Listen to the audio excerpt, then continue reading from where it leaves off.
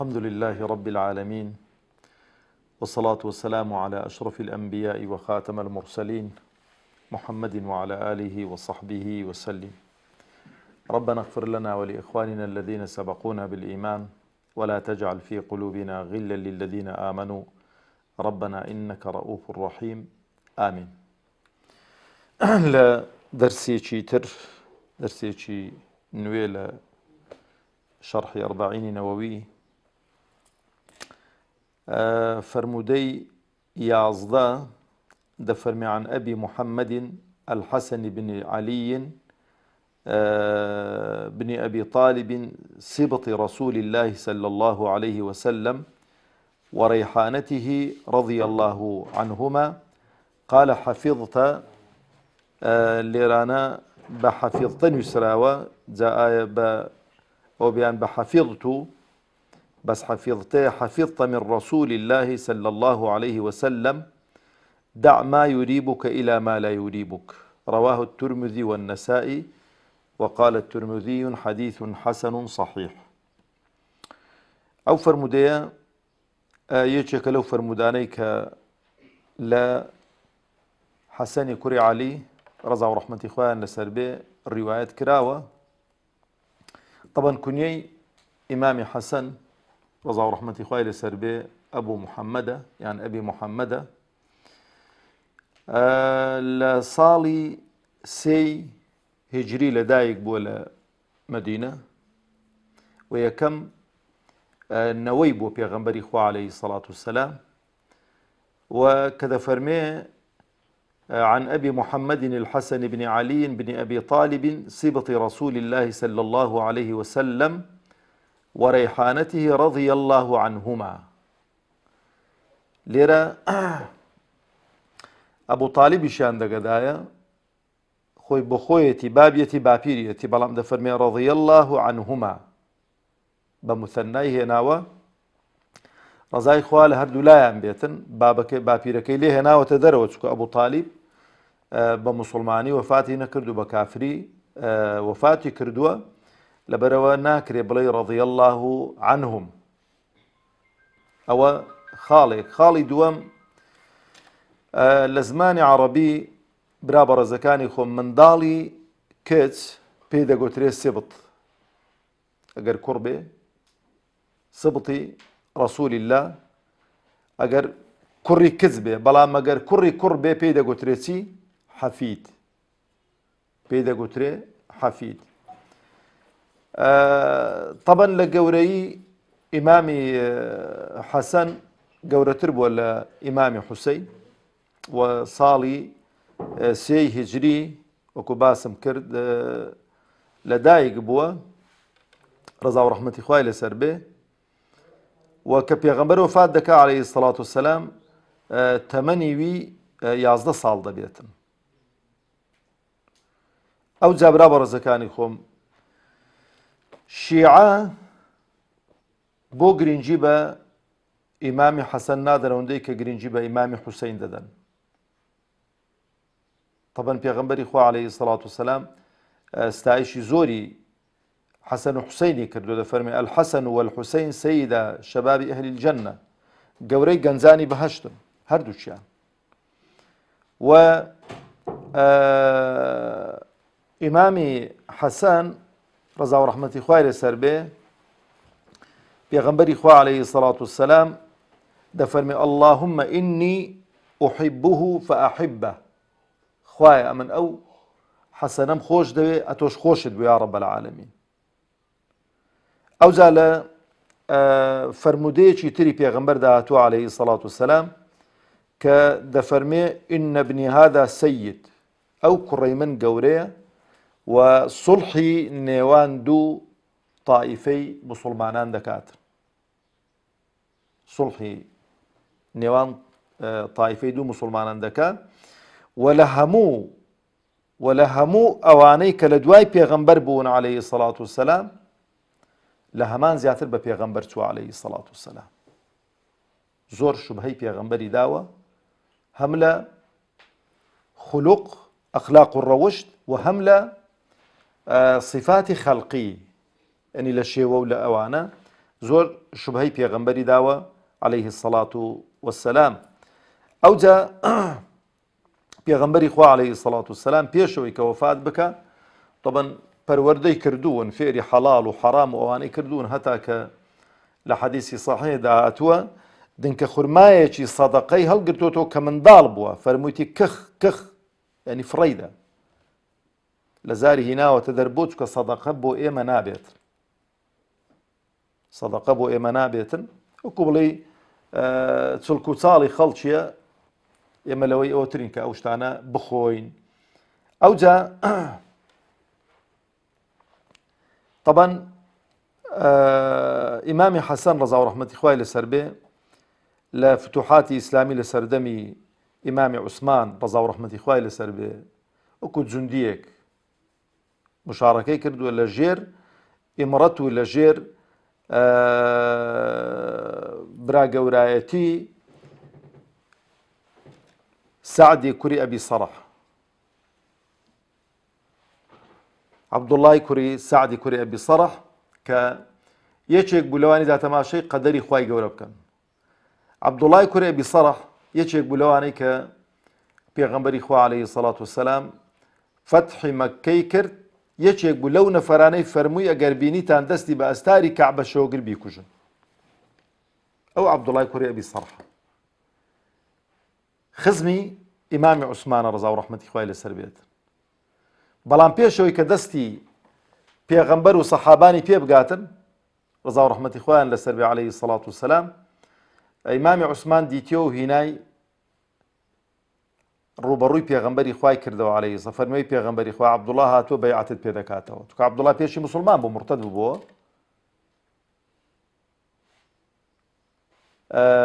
فەرمووی ئیمامی پێغەمبەری خوا عەلەیهی سەڵات وسەلام ڕاوەستا دیسان ئیمامی عوسمان دووبارەی کردەوە تا سێ جاران ئەوجا پێغەمبەری خوا عەلەیهی سەڵات وسەلام دەستی بۆ درۆژ کرد و بەیعەتەکەی لێ وەرگرت و موسڵمانێتەکەی لێ قبول کردەوە.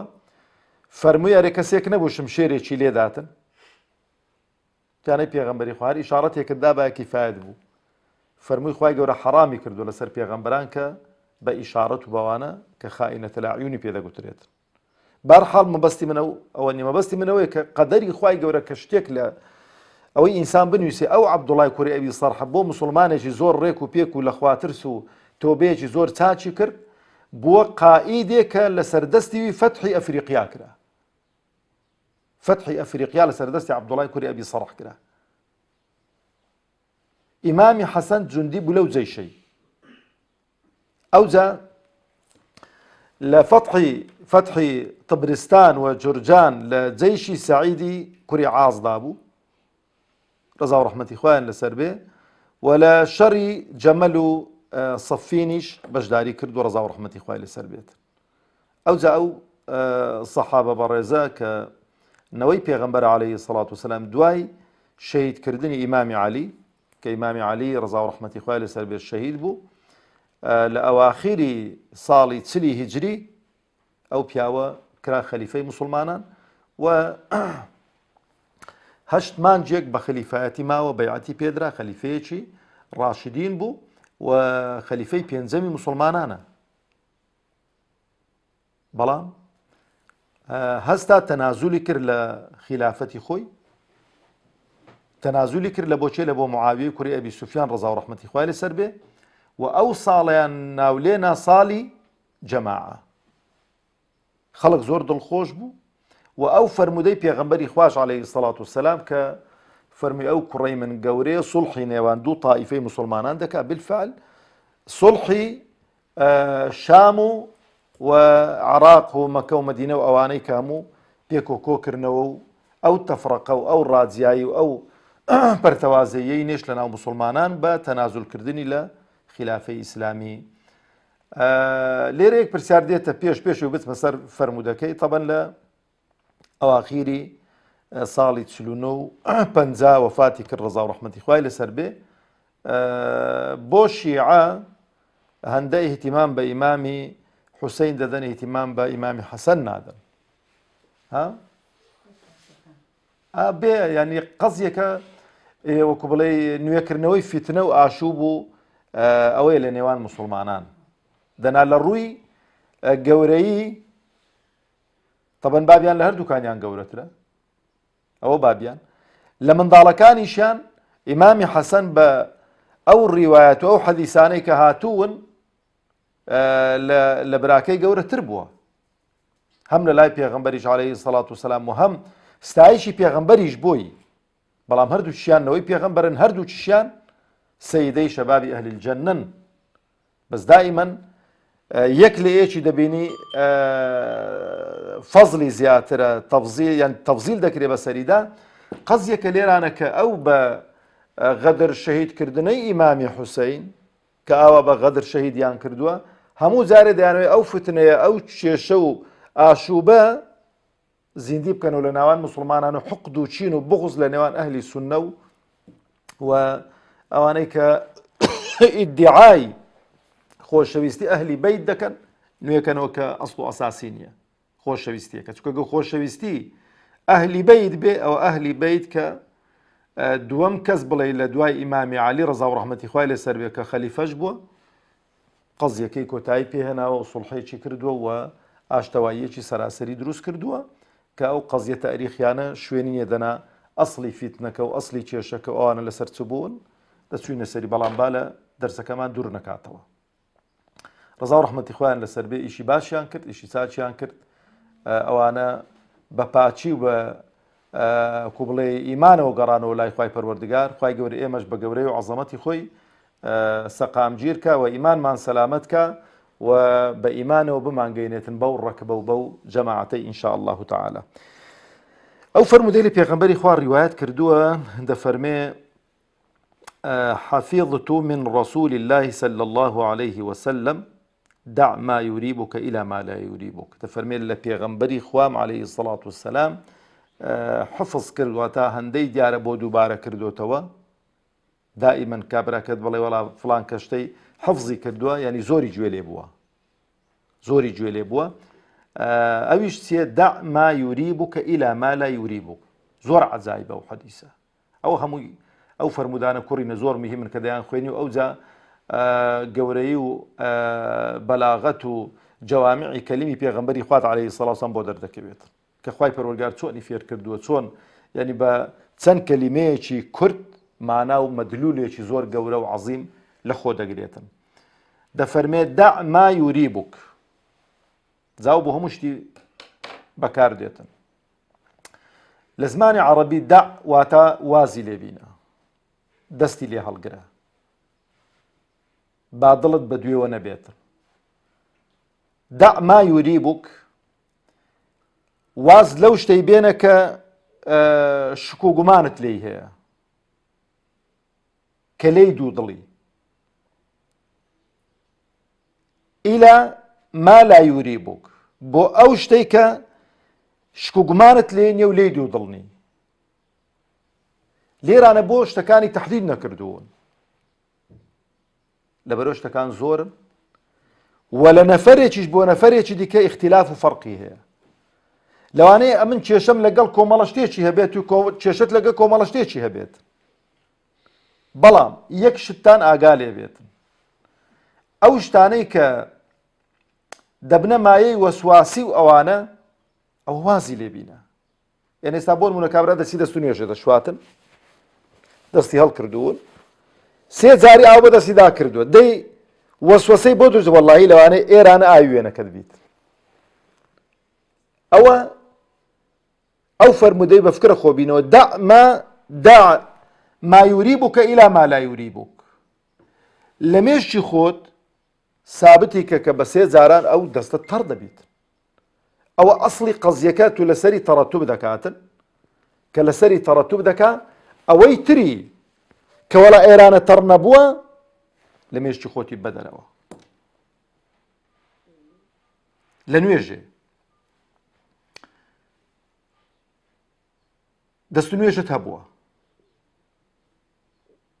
بە دەست و نوێژە و چوە ناو نوێژێ تەکبیرەی ئیحرامت کردووە گومانێکت بۆ دروست دەبێ دەست و نوێژت هەبێیانە نا ئەسڵەکە چییە؟ یەقینەکە چیە؟ یەقینەکە تو پێشەوەی کە بێیە ناو نوێژێ دەست و نوێژت هەبووە قاعدەیەکیشمان هەیە دەفەرمێ یەقین بە شک بەتاڵ نابیتەوە. یەقین بە شک بەتاڵ نابیتەوە. شکێکت بۆ پەیدا بووە کە تو دەست و نوێژەکەت شکاوە.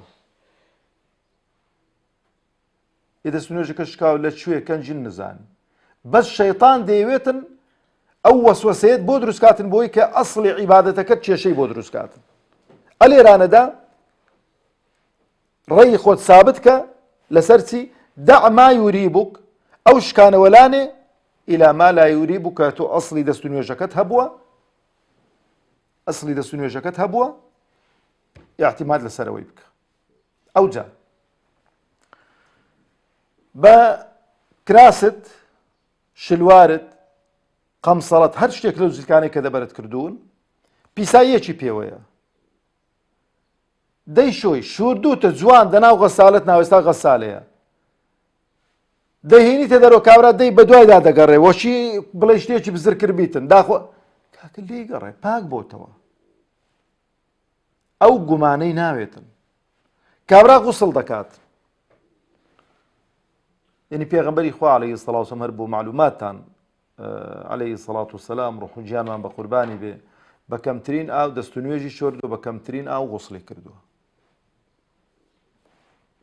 بە کەمترین ئاو دەست و نوێژی شۆردووە، بە کەمترین ئاو غوسڵی کردووە. ئەو تەشتەی گەورەی کە ئەمە دوو تەشتان پڕەکەین بە خۆدا دەکەین لەوانەیە گەڕەکێکی ئەو سەردەمی غوسڵیان پێکردبایە. یەک گەڕەک هەموو ئاهلی مەدینەی لەوانەیە ئیوایە بەس بە ئاوی و غوسڵەکەی هەموو ئاهلی مەدینەی لەوانەیە دەست و نوێژێ پێ بشۆن. ئاگاتان لەو خاڵەی هەبێت. غوسڵەیەکەی سێ قاپتا بەسەریدا کردوون دەڵێ وەڵاهی لەوانەیە ئەو مۆم تەڕ نەبن، سێ قاپی دیکەی پێداکەی دەی جارێ وەڵاهی لەوانەیە ئەو لایەم تەڕ نەبوو بیت. ئەوە وەسوەسەیە وازی لێبینە. سێ قاپانی تەڕ بوو کاک. ئەو جا پشت پێنج شەش قاپانی پێداکەی دەڵێ وەڵا هێشتانەکە تەڕ نەبووە. ئیلۆ تەڕ نەبووە؟ بینیوتە کە تەڕ نەبووە؟ نەوەڵڵا. کاکە بە سێ قاپان بە دوو قاپان تەڕ دەبیتن. ئەوە ئەسڵەکەیە. ئیوا هەیە لە پشتێکە دەکەوێتە خوارەوە کە ئاوی بە خۆدا دەکەی دەکەوێتەوە ناو ئاوەکەی کابرا ئاوەکەی دەڕێژی و ئاوی دیکە تێدەکاتەوە. دیسانە کۆتە پشتی دەکەویتەوە ناوێ دیسانەوە دەکاتەوە. پێدەچێت ئەو کێشە هەبن لێرانە لەبەر پێتان خۆشە ئەو بابەتە. برا شیرنەکانی خۆم پێغەمبەری خوا عەلەیهی سەڵات وسەلام ڕوح و گیانمان بە قوربانی بێ لەگەڵ دایکی ئیمانداران عائیشە پێکەوە دەڵێ عائیشە دەفەرمێ پێکەوە لە ناوی یەک تەشتا کە ئاوەکەی تێ پێکەوە غوسڵمان لە خۆمان دەرکردووە مسابقەمان دەکرد کە ئەو بەوەکی بەخۆی دادەکەم بە خۆم دادەکرد کە پشت کە کەش کەوتونەوە ناوە وێندەرێ ئەو پشکانە ئاوەکەی لە پاچەکەی دەرناکەن ئاوەکەی پیس ناکەن. لەبەرەوە زۆرتان ئاگا لەو قەزیانە بێ ئەو قەزیانەی کە وەسواسی بۆ ئینسان دروست دەکەن ئەو حەدیسەیە. ئەو حەدیسە چاک تەطبیقکەین لە ژیانی خۆماندا لە هەموو وەسواسیەکی دەربازمان دەبێ. کابرا دەنوێژێدا لێتیەک دەچێت چەند ڕکعاتی کردووە ئەسڵەکەی سابت کە ئەو جا تەکمیلەی کە لەسەری تەواو. بەس کابرا دەبینیت سێ ڕکعاتی کردوون ڕاست سەلامێداتەوە چییە کاکە وەڵاهی لێم تێکچوو نەمزان چەند ڕکعاتم کردوون. باش فەرەزنا لە مابەینی سێ و دوان کاکە لەسەر دوان تەسبیتی کە دوو ڕکعاتی دیکە بکە گە نوێژی نیوەڕۆی و عەسر و عیشا بوو ئەگەر مەغریبیش بۆ ڕکعاتێک دەمێنیتەوە تەواو خۆشی کێشەکەت حەڵ دەبێت. لەبەرەوەش برا بەڕێزەکانی خۆم ئەو فەرمودەی پێغەمبەری خوا عەلەیهی سەڵات وسەلام ئەسڵێکە ئەو ئەسڵە ئەسڵێکی مەتینە بۆ معاملەکردن لەگەڵ خواردنەکان لەگەڵ هەموو ئەو شتانەی کە معاملە دەکەی یعنی ئەو جلو بەرگانەی کە دەبەری دەکەی ئەوەی کە هەر چێشتی هەیە وەکو گوتم ئەسڵ لە خواردن و خواردنەوە و لە پۆشینی جلو بەرگ ئەوانە ئەسڵەکە چییە؟ ئیباحەیە ڕێپێدانە و پێچەوانەکەی کە کابراوە دەبێتن دەبێت بەڵگە و دەلیلی هەبێ لەسەر مەنع و لەسەر حەڕامیەکەی و بەتایبەتیش لە شێوازی معاملە و هەڵسوکەوت و تەطبیقکردنی ئەو شەریعەتە ئەو وەسواسی ئەوانەمان بۆ دروست دەبێ ئەوش بە چلا دەچێ بۆ لا دەچێت کە ئینسانی شارەزا بێ و هەر شتێک کە زانیت گەیشتە حەدی وەسوەسەی وازی لێبینە و کۆتایی پێبینە و دع ما يريبك إلى ما لا يريبك وصلى اللهم على محمد وعلى آله وصحبه وسلم